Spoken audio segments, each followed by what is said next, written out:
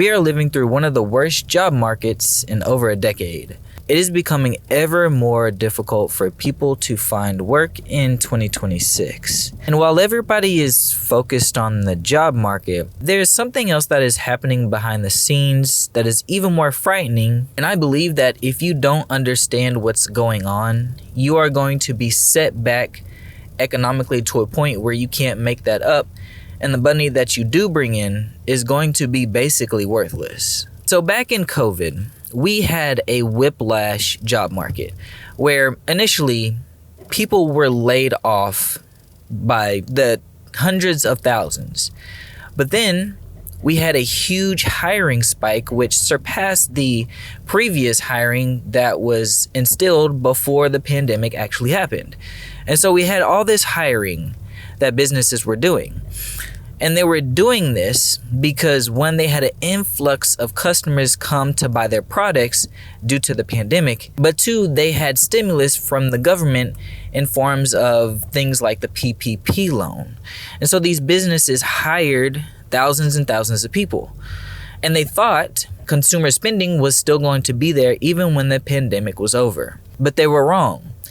Because once the pandemic was cooling off, and the stimulus money dried up, they realized that they hired too many people. Because if we look at the non-farm payroll data, we see that hiring has decreased up until this point. And so we are witnessing one of the worst job markets that we've ever seen. A new hire for any business, average age is 45 years old. That's the highest that it's ever been in America. On average, an individual looking for a job has to input 1,000 applications. That is the highest it's ever been in America. Back in 1960, you know how many applications you had to fill out to get a job? 3. On average, a new grad from school has to wait about 1 year to find a job or a relevant job in their field of study. That is the highest wait time it has ever been in America. I'm driving from my job. I'm a recruiter. Day to day. I'm driving home. I cannot tell you how many people that I have barely spoke to in my career that have reached out to me in the last couple of months asking if I have work for them or asking if I know someone who has work for them. The process to get a job is humiliating. Having to fill out 1,000 applications is not ethical. It is not sustainable. And it is embarrassing for most people who are in that situation. The average entry-level job requires 3 to 5 years of experience. That is the highest it's ever been in America. How are you going to have an entry-level job and put entry on it and it requires someone to have 3 to 5 years of experience in whatever field it is? And this phenomenon is being compared to one of the worst job situations that we've known in America, which is the jobless boom of the early 2000s. So this was a time period after the recession of the early 2000s that included 9/11, where jobs were not growing, so jobs were stagnant, and GDP and the economy started to pick back up. So we saw a rise in GDP, we saw a rise in the stock market, we saw a rise in commodities, but jobs were not growing. But what we're experiencing today is worse than the jobless boom, because the jobless boom happened after a recession. We haven't had a recession yet. The same thing is happening now, but we have not had a recession. Currently, right now, jobs are stagnant. We see that asset prices continue to rise, commodities continue to rise, and GDP is still growing.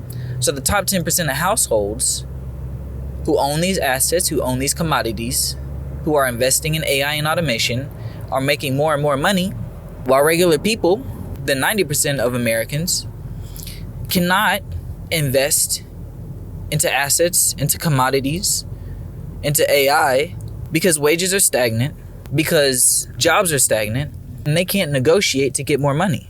And so what we see in these type of situations is a huge and excessive increase in the wealth gap. We saw that in the early 2000s, and we're seeing it right now. But what makes it worse is we haven't had a recession yet. And a recession is coming. So what's going to happen is once we do have this recession, maybe it's the AI bubble, I don't know what's going to be, but once we do have a pullback, then things are going to get worse for the middle class and poor. Because their jobs are going to go away, because they're not going to be able to afford most things. And what's going to happen is the Federal Reserve is going to stimulate the economy through monetary policy. And when they do stimulate the economy through money, in a sense, inflation is going to rise. It is going to bring the economy back, but inflation is going to rise. So prices on goods and services that you buy on a day-to-day basis will increase. And also during this time, asset prices are going to increase. And so when inflation is going up and asset prices are going up and everything is recovering, you're going to be left farther behind. Because you're already being left behind now because of this jobless boom. And then in the recovery period of the next recession, when inflation starts to rapidly intensify, goods and services are going to cost more and you're not going to be able to afford them because wages are already behind on real inflation. Real inflation is outpacing wages right now. And the ones who are going to be able to afford these asset prices and not have to worry about inflation and goods and services going up are the top 10% of households in America. And so the wealth gap is going to continue to sharply increase over the next coming years. Now, if we have a situation where we have a great melt up or where we have rapid inflation to prevent a recession, that's going to be the exact same situation, because with inflation increasing, prices on goods and services are going to increase, which means that stocks are more than likely going to go up. And the ones who can afford those stocks are the rich, are the top 10% of households. And the ones who can't afford those stocks because inflation is going up, because their goods and services cost too much to even invest, to even save, are the 90% of other households in America. And so the 90% of Americans aren't going to have a hedge against inflation. So inflation is going to eat away at your money that you make. And when you have rapid inflation and the people can't afford any things, they can't get any assets or commodities to hedge against inflation and to protect their money. And so all they're going to be doing is losing more and more money on a monthly, weekly, and yearly basis because they already can't afford to live. And this will rapidly increase the net worth of top 10% of households because they have the money to invest in commodities and assets that continue to hit new and new highs. And so what can you do to prepare for what is coming? One, if you have a job, keep your job. I cannot emphasize that enough. If you don't have a job, maybe you're a new grad, maybe you got laid off, continue to apply. But what I do recommend is to reach out to someone like me. Reach out to a recruiter, because recruiters have positions. The recruiting industry is a little slow right now, but we do still have positions that you can potentially get. Most of the time they are contract to hire positions, but it's better than nothing. When it comes to hedging against inflation, you need to be invested. What I recommend is the S&P 500. The S&P 500 return yearly is around 12%. With the coming years, it'll probably be more than that. One, because inflation will probably increase, especially with the innovation of AI, unless an AI bubble pop happens, quote unquote. The asset prices more likely will go up in the next coming years, so you need to be invested. Warren Buffett said the best day to invest was yesterday. The next best day to invest is today. Any little bit helps, even a little bit. I recommend 10% of all the money that you make, but if you can't do that, any little bit of money that you can invest to hedge against inflation is always good. If you can invest in gold, in commodities, I also highly recommend that. Due to the fact that we are coming into a new world order, things are uncertain around the world. We don't know where the balance of power is going to land. And so people want to invest in something that they trust and they feel confident in, and that is gold, because gold has been around longer than Any of us have been.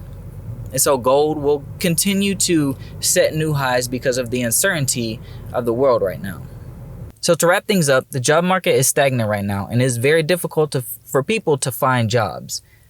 But alongside that, GDP, the stock market, and commodities continue to grow.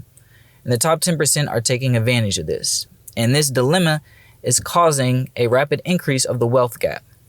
And so while the top 10% continue to make more money from assets and commodities and GDP growth and AI, the bottom 90% are still struggling to live on a day-to-day basis. And the job market being stagnant doesn't give them any leverage because they can't negotiate wages going higher or move jobs to get higher pay. So this is just adding on to that. And so what you can do for yourself is be invested in the stock market. Make sure that you have money saved for any type of situation that comes up, an emergency fund, and continue to invest, especially when we see rapid inflation occur, whether through a melt-up or the effects of a recession. I'm trying to help everybody I can learn about how economics, politics, the job market, stocks, the market, how all this correlates and works together to make sure that people are informed about this information, because what's coming next, you need to know what's happening or you are going to be left behind. And I don't want any of you to be left behind. So I'm here to help, especially since I'm a recruiter and working directly in the job market on a day-to-day basis. But other than that, hope you have a good one. I'll see you in the next one.